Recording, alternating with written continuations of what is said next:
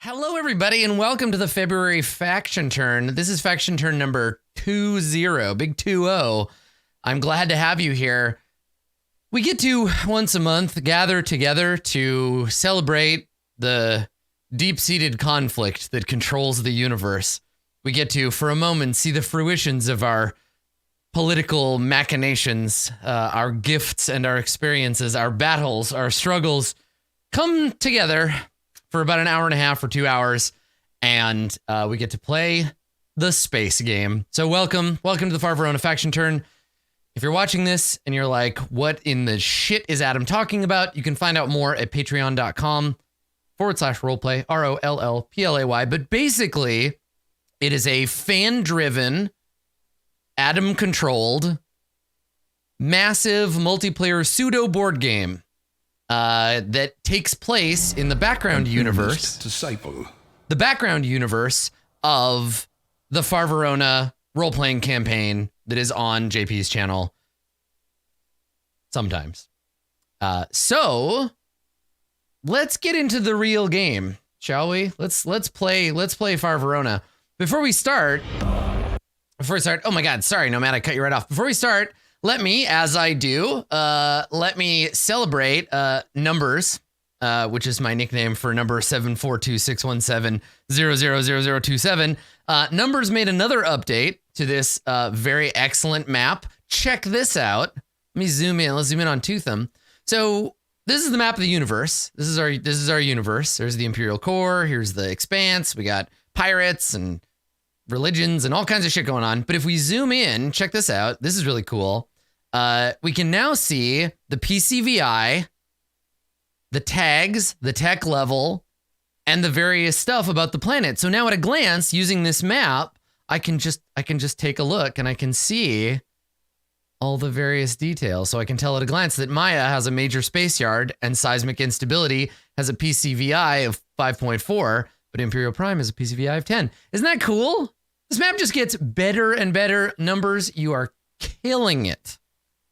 If there's anything that I can ever do to help you, if you're ever like, Adam, I need something, you know where I'm at. Because you've done a lot for this community. So thank you. Thank you, Numbers.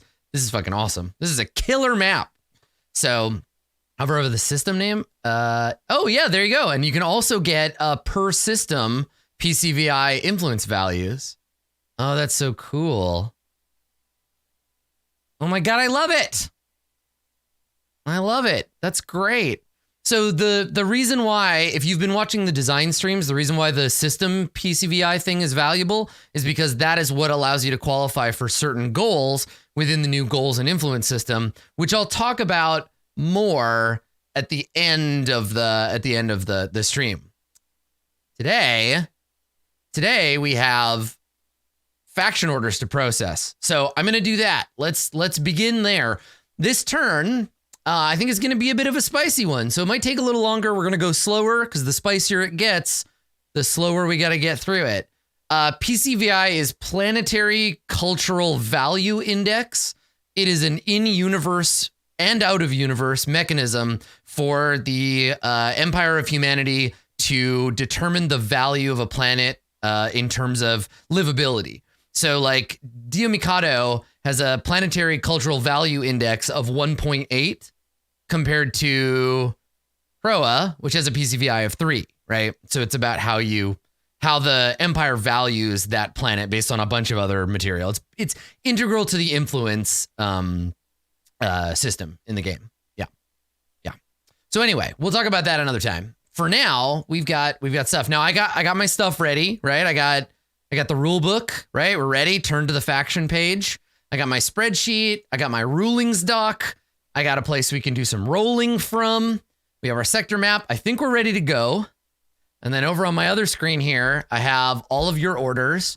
And I have today, let's see, 6 different factions who submitted some form of multimedia thing to go along with their turn. So we're blessed by many exciting things today. So buckle up, get ready, and we are going to start processing these orders. So I believe that we're going to begin today's faction turn with, I think this is the biggest turn in today's order for sure. There's the most going on. So we're starting with the Prism Network. So Prism has a turn first.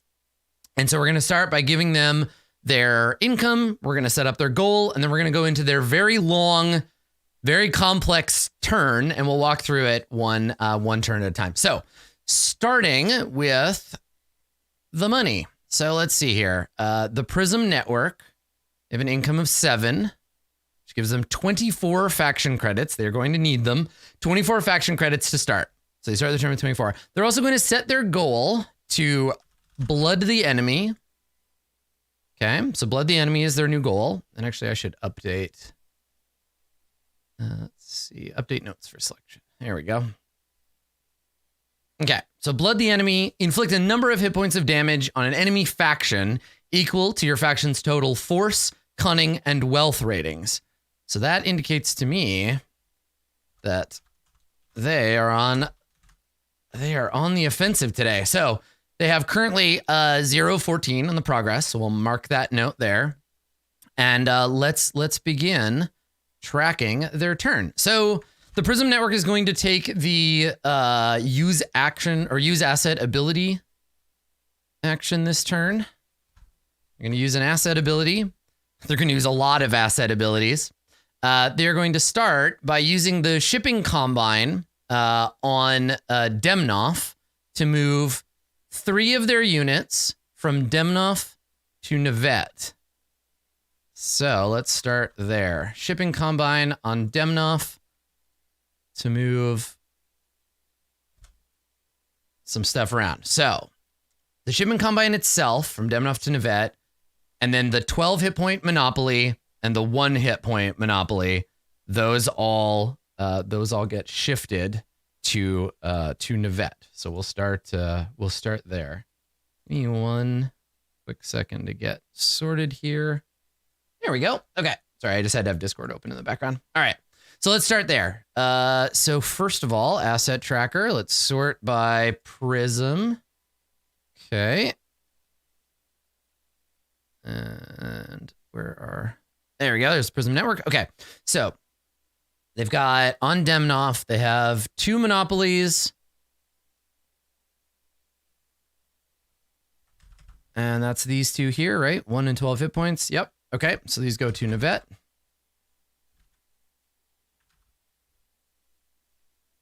Okay. All right. And then the shipping combine also moves to Nevet. All right. So I cost them 1, 2, 3 faction credits, bringing them down to 21. All right. Cool. Now, this is the complicated bit. Okay. So get ready. We'll go through this one asset at a time. They're going to activate the shipping combine on Echo, and they are going to move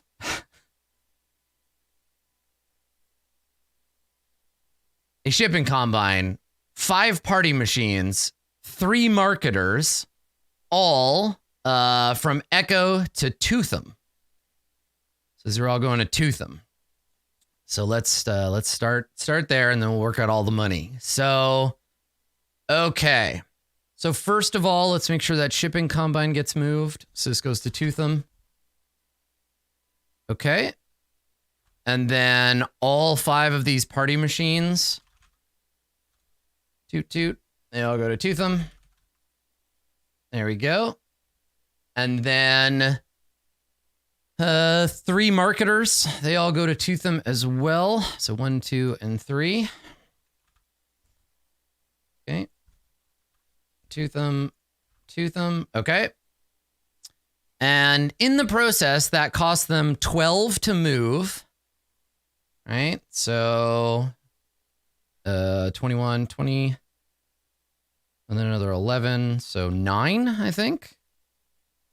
Is that how that works? And then another 9 for the pirate tax. And that's all their money. So the other 9 goes to Vagrant, bringing them up to 13. 13 fat creds. Okay. So because they're moving to Tootham, they end up having to pay the pirates a ton of fat creds for that. Right. So they have minus 12 and then minus another 9. Okay. FC is off. Why? How is it off? They were at 21, 20, 19, 18, 17, 16, 15, 14, 13, 12. No, and then another 12. They're at 0. No, they started at 24, but look, it costs them. No, you're missing the first 3. Oh, this counts as the 12 here. So it's 12 total assets. Oh, I see. Okay. I understand. It was written in a confusing way. Okay. So it's movement 12 total, 9. I see. It's broken down into all the shipping as one. Okay. Yeah. So they actually have 3 more.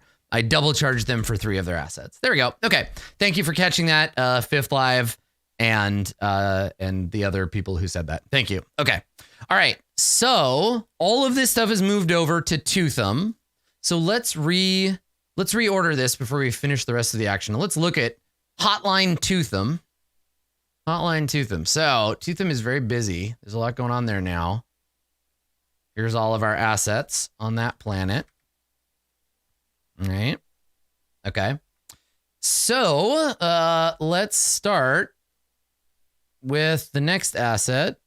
So they're going to activate the 2 monopoly assets on Navette. So the 2 monopolies on Navette are, let's see here. Here we go. Okay. There's Navette here. So the 2 monopolies they have that I think I just moved. They should be here. Yeah, there they are. Here we go. Monopoly 1 and 2. So a monopoly, as an action, owners of monopoly may force one other faction with unstealthed assets to pay them 1 fat cred. If the target faction hasn't got the money, they lose 1 asset of their choice on the world. So they're going to activate these, and they are targeting the people they just gave a bunch of money to. They are targeting Vagrant. So Vagrant, you are going to take, you're going to lose two fat creds of that 9 you just got. So that's fine. So we take 2 from Vagrant, bringing them down to 11. And Prism Network going up to 5. There we go. Yes, yeah, we gave Vagrant their pirate money. Don't worry.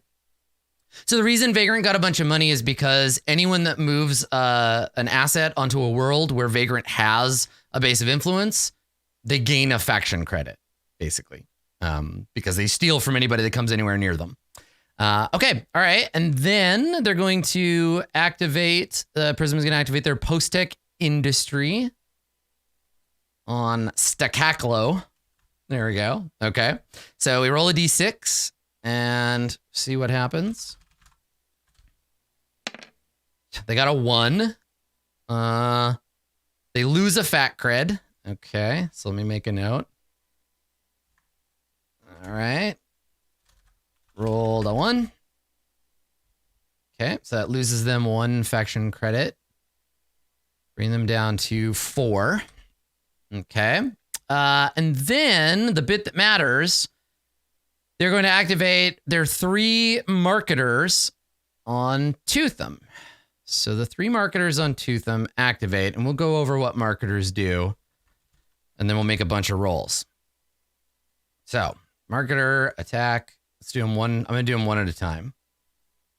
So, okay. 3 marketers on Tootham. Marketer number 1 is targeting Vagrant. It's targeting their 10 hit point Demagogue. So we're going to test C versus W. So Cunning versus Wealth. It is a 6 versus 4 roll. So let's see how that goes. D10 plus 6. Actually, I guess I should. Here, let me.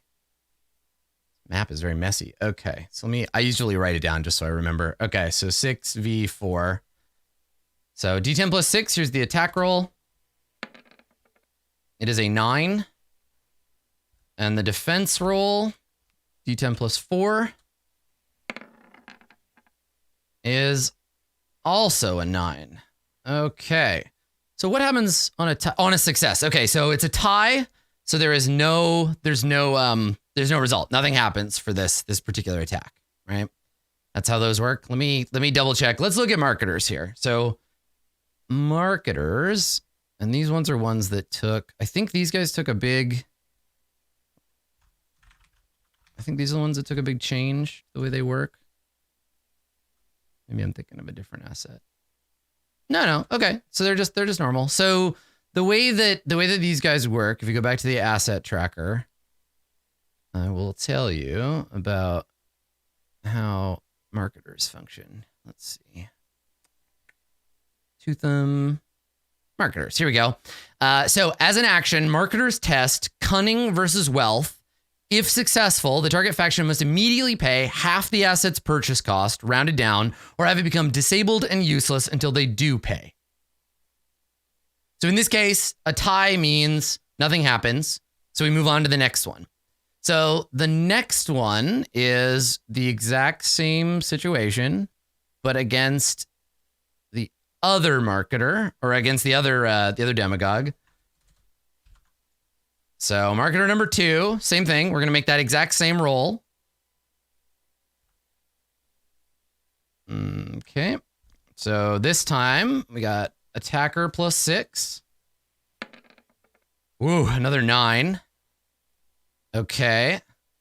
And then lucky pirates. Let's see how this goes. 13. Okay. All right. So 13, so nothing happens. It's success for the defense.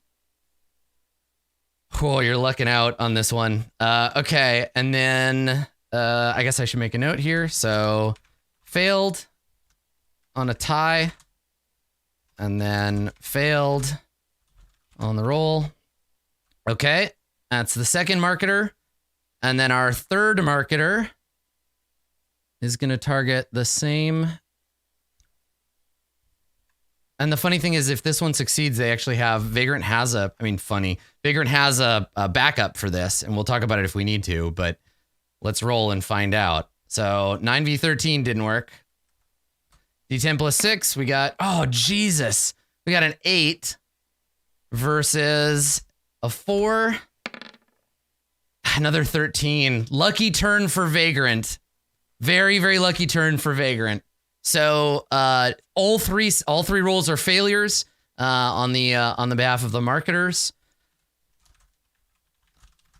which means that there's no activation of the pirate bank, and that's the end of Prism's turn. So I mean, we say no blood for now, but what this means is if we look at the map, which I think is refreshed now, it's not like Toothum doesn't have a bunch of stuff on it. Those party machines, they're poised to do some serious damage. So that's how that goes. Yeah. Doesn't the bank activate on the monopoly? I believe the bank triggers. Let's take a look. Let's take a look at what a bank does. Let's see. Wealth assets. A bank. Once per turn, you can ignore one cost or one fac cred loss. Right. It's a choice. So it doesn't activate right away. Yeah. Yeah. We had a long conversation about banks and the order in which they were applied. Also, I wanted to say there was an opportunity for Vagrant to overlook. I asked them a question about a rule and I got the rule wrong. And there was an opportunity for them to just say, yes, Adam, that is how it works. Cool. But they jumped out in front of it and were like, actually, Adam, you're confused. It works this way. And so they basically called something out that was against their benefit. So I wanted to thank them for that. So thank you, Vagrant, for being good sports and for pointing out that there was a flaw in your favor that I missed. So thank you. I appreciate that. Prism, thank you for being so spicy. I hope that you get an opportunity to get that blood on the board next turn. We'll see how it goes. So let's finalize the turn for our Prism friends.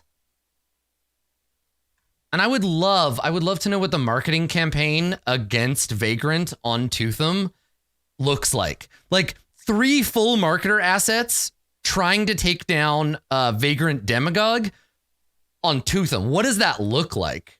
It's so weird to me. I can't wait to hear the lore behind it.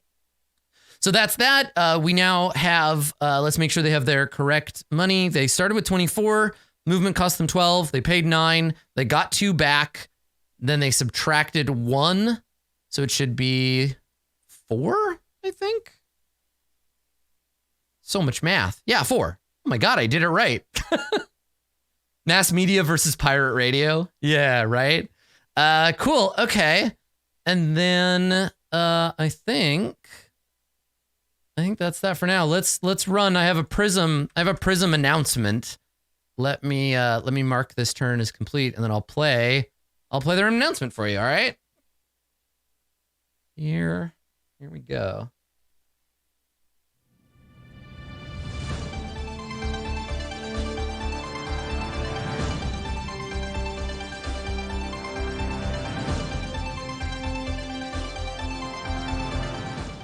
And that's how Arachne operatives uncovered the rogue synthetic cell and rescued the recipe for the newest flavor of fizzy cheese.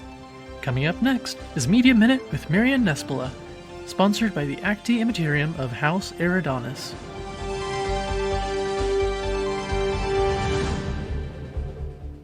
Thank you, Graham, and welcome to Media Minute with Miriam Nespola. I'm Miriam Nespola, recording live on the deck of the Prism Network ship. Terms and conditions may apply. As you can see from the bustling behind me, the Logistics Center for Prism's Back to the Community Traffic and Lighting Infrastructure Renewal Program is mobilizing for the network's most concerted effort to attack Toothum's urban blight problem. Each Back to the Community squad features a policy expert, a legal analyst, and a cultural liaison who will work with local officials to address specific elements of the night world's crumbling support structures.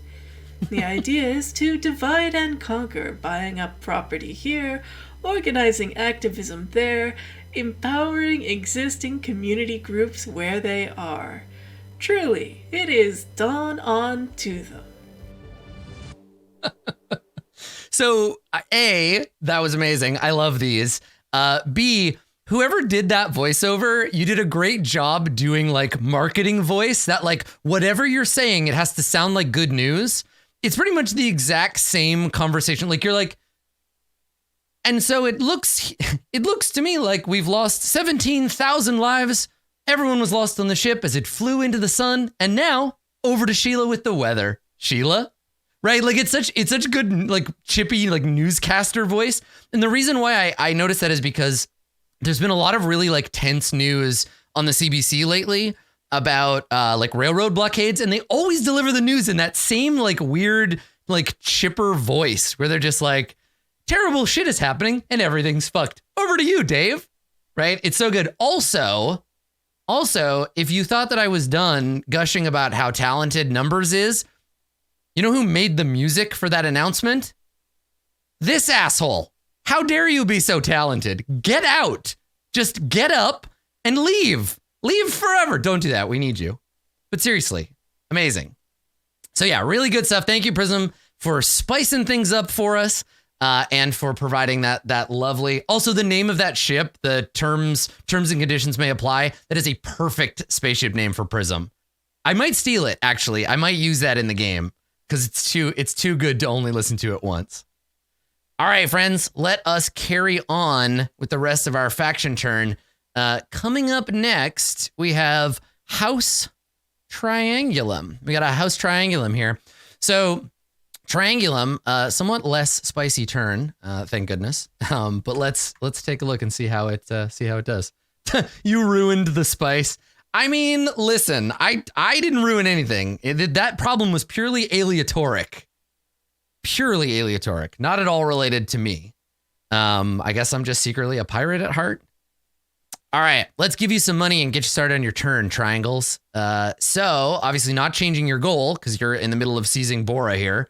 So you start with 15. You got an income of 8, bringing you up to 23. Your current goal is planetary seizure. And the turn action these folks are going to take is buy asset. All right, so they're going to purchase a party machine on Honglu. There we go. Sorry, it just took me a second to process that. Okay, there we go. All right, so it costs 8 fat creds, bring them down to 15. Thank you for doing the math for me. And you get a party machine on Honglu. And this party machine is both new and stealthed, right? Because your secret triangles. So party machine. Oh, do I need to? Why didn't it fill in?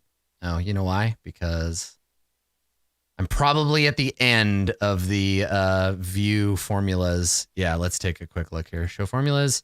Yep. Yeah, I got to drag down the formulas. Hang on. Beep, boop. There it is. Okay.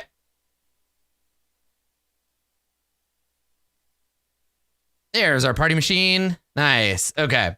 So we got party machine. They are summoning sickness is applied, and they are stealthed, and they are on Honglu. Here we go. Okay, and then I took their money, and then they get experience, right? Because they've finished their goal. They have seized Bora. They're no longer seizing, and that gives them 1 experience, bringing them up to 8. And I believe that they have an intention to rename. I'm going to play this thing and then I'll rename the planet. So they've got Triangulum has a little bit of media for you as well. So let's see what Triangulum has. Glad to see you out of the slammer, Viper. We could use some hands on deck. Glad to be back, Tammy. What did I miss? Well, it was one heck of a year. The big bad pirates went to be imperial puppies. They called themselves wolves, but I know a puppy when I see one. Shut your ass. That's not even the weirdest thing. Remember Berkman 3? You mean that rockin' Helesco where we used to get hookers in the canyon? Yep, so that's gone. They renamed it to Navette. Instead, it's been called that name in the past. My poppy never told me of no Navette. Ain't that a hooker name? Shut up, Viper. They renamed a whole bunch of them planets. We got Marquise and Gleipnir. I know, Gleipnir. Well, yeah, Tammy. but now they call it something fancy that means it's a prison rock. Everyone already knows it's a prison rock. And guess what they call Bora now? They don't call Bora Bora now? That's what I tell you. What do they call Bora these days? They call it Bora Bora, man. You're shitting me, Tammy. I'm for real, man. Guess them nobles thought it's too plebby, had to complicate it a notch. Son of a bitch. What about Kama? Did they fuck with that name too? Not yet, but who knows? Sons of bitches just go around renaming shit. We had them names all figured out for a damn long time. Why are they all in the mood for changing all of a sudden? How should I know? Bored, I guess. Fartsy pants don't know what to do with money. Now they gotta repaint all them signs, reset traffic transponders. It's a mess. I bet there's a lot of hookers on Bookman named Navette these days. Funny you say that. The whole name-changing thing caught on. Sorry to be the one to tell you, but your mom is calling herself Navette now, too. My mama? I'm messing with you, Viper, you moron. One of these days, Tammy. One of these days.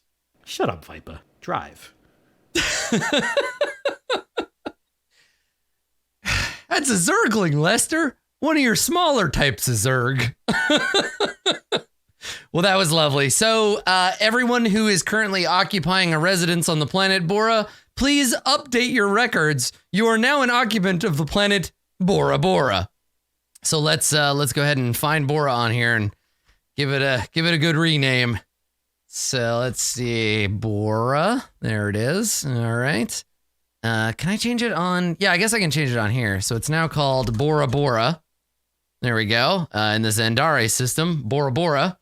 And let's see if I can. I guess I gotta change it in sectors without number. Let's go take a look here. Ideally, I would be able to change things on the spreadsheet. You know what? Now, Numbers, you and I can have a conversation about this, but I'd like to move away from sectors without number, and I'd just like to be able to edit the spreadsheet and then have this map just be our main map, because sectors doesn't really do much anymore, and there are places where I can't update or change. So if I can update the spreadsheet and the spreadsheet updates this, we don't need sectors without number to do the game anymore. So that'd be really cool if we could do that. But let's talk about it another time. But for now, I'll just update on the spreadsheet and we'll go from there. So it's now Bora Bora. So let me go and update this asset tracker, make sure nothing gets lost in space. Where'd you go, Bora? All right, here we go. So now it's, where is this pulling from, this O column? Planet map? Oh, sector map. This is where to. I got to change it here. So Bora. Yeah, there it is. Damn it, Lich. Here we go. Okay. Too many cooks. Too many cooks. All right. And Bora Bora. Okay, great. I mean, I appreciate it. I'm just teasing you. Okay. All right. So I think that's it. I think that's great. They should have 15 credits. House Triangulum. 15 credits. Perfect. Awesome. Cool. One more needs to be changed. Did I miss an asset? Oh, yeah, I sure did. I missed the party machine. You can't forget the party machine on Bora Bora. Done and done. Fixed. Perfect. Okay. Great. Thank you, House Triangulum. Moving right along. Next up is House Reticulum, the noble house of Reticulum, and they are going to take the expand influence action today. So before they do that, we're going to go ahead and update their goal and their money. So Reticulum, you gain 7, right? Your income here says 6. Spreadsheet says, because you're spending your experience first. All right, so they got 5 experience. Reticulum's going to spend it. And how much does it cost to raise wealth to 3? It costs 4. Okay. All right. So Reticulum is going to raise their wealth to 3, which costs them 4, bringing them 1. There we go. And then they are going to gain 7, which brings them up now to 13, right?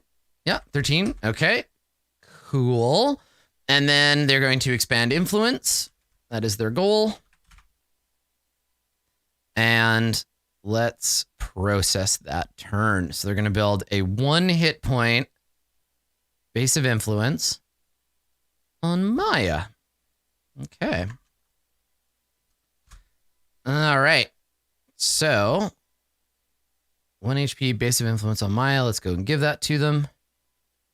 It is not being contested on Maya. There's no active contest there. And so they get their BOI. House Reticulum. Base of influence. 1 hit point. Maya. There we go. All right. Cool. And I'll just mark it because it's new. Okay. Cool. I think that is... I got to give them their experience. And then that's it. All right. So expand influence gives them 1. Brings them up to 2. There we go. Killer. All right. One thing, and I'm just going to say this as like a person who gets to observe all of the cool stuff that goes on in the faction turn. One thing about assembling all of these cool people, I'm talking about you, all these cool people, is that everybody who is playing the game is to some degree or another like kind of a nerd. Like maybe you like sci-fi, maybe you like RPGs, maybe Verona is the only nerdy thing that you do, but you're kind of a nerd because of it. But then on top of that, everybody else has all of these like cool things that they do as people, right? Like we are surrounded by graphic designers and 3D modelers and game designers and mathematicians and voice actors and like everyone, you're all so fucking talented that when you use those skills to benefit the community and to like make the game more fun and easier to play, it gives me a very special like feeling of positivity that I get from nothing else. Like literally, like honestly, when you contribute your own creativity to a larger project that I'm kind of directing, I'm just humbled by it. And I hope that you all feel that we're doing something really cool here. And whether you're contributing by making like cool maps or you're making fiction or I saw somebody posted a family photo of a bunch of characters from their faction. Who was that? I saw that photo floating around, but it was like there was like 20 characters in it. and they were all drawn like with their loved ones and their family and their pets and stuff. It's so good. Every time I see something like that, I'm just blown away. And it got me thinking about that. There was the UPC, but there was another one since then. And again, we've been doing this for so long that there's so much of this stuff. I don't know. I just think there's something really special that we're doing here, and I'm really impressed. So thank you. I guess it makes me really happy. Yeah. And not just for me, you're doing it for everybody else too, which is super cool. So yeah. All right, let's continue. I'll continue doing the thing that I'm supposed to do, which is orchestrating this ridiculous puppet show. Let's continue on with phase 4. So phase 4 is Seraph. So Seraph, keep an eye out for a post-faction turn announcement. Seraph and I and some other folks have been working on a really cool document that I think will update a lot of interesting stuff about this faction particularly. So keep an eye out for that. For their turn, let's give Seraph their money. So they get 9, which brings them to 13. It doesn't look like they're going to take a new goal, but they are going to use their former church lawyers, now secular lawyers, to take over a planet. So let's get to that. So they're going to take the Seize Planet action on Thorhill. So if we go over here and we look at, let's see, asset tracker, let's switch it over to Thorhill here. I believe they are the only ones. Jesus, that's an ominous planet. Let's learn a little bit more about Thorhill, shall we? So where is it? 0101, I think is Thorhill. Yeah, there it is. Lovely Thorhill. With a PCVI of 2 and hundreds of millions of inhabitants, Thorhill is a variably cold to temperate planet with no native biosphere and a breathable mixed atmosphere. It's actually pretty safe to live on. Friendly foe, seagoing cities, and the only asset is some lawyers. But soon, Seraph will begin their expansion on this planet. Man, they are far from home. Hey, Seraph, you got these lawyers through a trade, right? Like you bought these lawyers from someone else? Because there's no way. It would have taken forever for those lawyers. No, you didn't. Did you buy those lawyers? Yeah, because they're a long way away. You put them on Pilopid turn 0. Oh, they're a turn 0 and then traded them for moves. Interesting. Okay, cool. They got Prism training and then were returned to you. Neat. Oh, that's cool. All right. Cool. All right. Well, let's finish this. Let's finish up this turn and then we'll carry on. This is a fairly simple one. So there's nobody to resist. So they begin the seizure of Thorhill. 1 of 3, and that is their turn. Okay. Nice. We are good. Okay. Let me see real quick. I want to show you something. Let me just pop Discord open here. Let me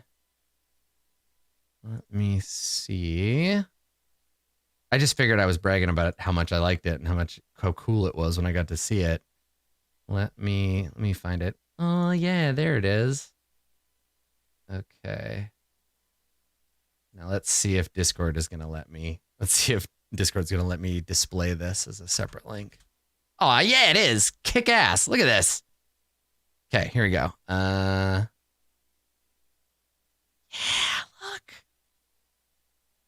look. Isn't everybody cool? Look at them all. I love it. Yeah, so if you want to find out who these cool people are, go to the Discord and find out. Yeah, go check it out. Look at them, little family. Oh, I love them. And then Synths killed them all. Yep. Anyway, that's the kind of stuff. Whether it's like coding work on the map or whether it's fan art or any of that stuff. It doesn't even feel like fan art to me. It feels like, I don't know, because it's like fan art implies somebody else created it. It's like commissioned art of characters and things. The world to me of Far Verona feels pretty damn real. It's very cool. All right, so let's carry on, shall we? Let's continue with our turns. Next up is House Adonis. House Adonis. All right. big money Adonis. So let's begin by noting that they are going to buy an asset this turn. And we are going to begin by giving them their money so that they might do such a thing.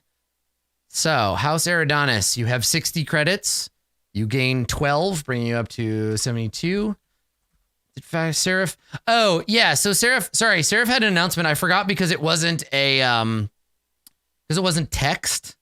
Let me see. I believe this was the announcement. I think that's the announcement there. Seraph would like you to know. Aliens. You nerds. There you go. So that was Seraph's announcement. Yes, you did have one. All right. So, Adonis, you get your credits. You go up to 72. I got to roll 4d6, once each for Demnoff, Halger, Honglu, and Tiber, triggering mass market economists. Let's roll on that bad boy and see what happens.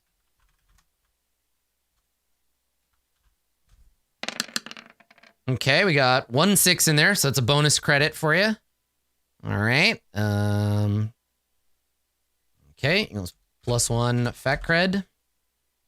So let's go ahead and bump that up. 0 There we go. And then they're gonna buy an asset. They're gonna buy a pre-tech manufactory on Lovelace. It cost them 12 because of their discounts from previous turns. So there's the asset. So let's go and buy them that. Let's take away 12, bring them down to, so that's 63, and then another 2, bring them to 61. There we go. Okay. That's the first one we earned with our passive. Wow, I feel like we've been rolling that every turn. You know, if you have to guess how the dice are going to go, they will go in the worst possible way for the most number of factions. That's just the rule. Like, if there was a roll, if I could roll a d10 and if I could get a 5 or better, everyone would get a credit. I'd get a 1. Like, the dice never cooperate. They're the worst possible thing they could ever be. That's just how it seems to go. Yeah. Certainly seems that way sometimes, doesn't it? Okay, so we charged you. Let's give you your new asset. Busy universe. All right, House Adonis. There we go. You can get your new pre-tech manufactory. There you go. And it's got summoning sickness. And it is on, where did you put this? Lovelace. There we go. Perfect. All right. Cool. And then there is a free, well, not free, you got to pay for it, but there's a move you're going to make before we go. So let's update that. All right. Activating their transit web on Demnoff between Demnoff and Yakia for 1 fat cred to move the party machine on Demnoff to Yakia. All right. So we should be able to manage that. Let's go from Demnoff to Yakia, and it is the Adonis party machine. It's this guy. All right. Demnoff moves to Yakia. Got it. Okay. All right. Cool. So now I have an announcement from House Adonis. House Adonis is excited to announce a once-in-a-lifetime Cyball tournament between the Eridani Tri-Planets, the Triplet. The competition will see players from the beloved and feared teams of the Harvesters, Warlocks, and Yaks compete for a place on the Adonis All-Stars team. Sponsoring this tournament will be the new Octi of Cyball, a guild focused... Everybody on Yakia suddenly just turned into a banana for about 3 seconds. An organization focused on supporting up-and-coming players and teams from across the sector. Make them float. Now, forever. Ba-dum-bum-bum-bum-bum. Yeah. Gosh darn improbability jobs. Yep. Listen, guild it's a special word. You got to be careful who you use it around. Alrighty. Thank you, Adonis. Okay. Now, Serpens, I'm gonna preface your faction turn here. I'm gonna preface your faction turn by saying, first of all, yeah, they owe 1, so they're down to 60. Thank you. Good point. So I'm gonna preface this by saying I love you. You're great. I love that part where you assassinated the Emperor. That's very cool. Now, normally, I congratulate any faction that gives me a detailed, well-formatted turn order so that I can process it most easily. If you do the math for me, if you remind me of the mechanisms, like those things, I love them, right? Look at this. Look at how beautiful this is. This is laid out exactly, just like how I want. Serpens, I'm going to copy and paste your turn order pretty much verbatim. So, because I believe that you need to be briefly shamed for this. I still love you. And you know what? I think this is Paul's fault. Let's all blame Paul for this.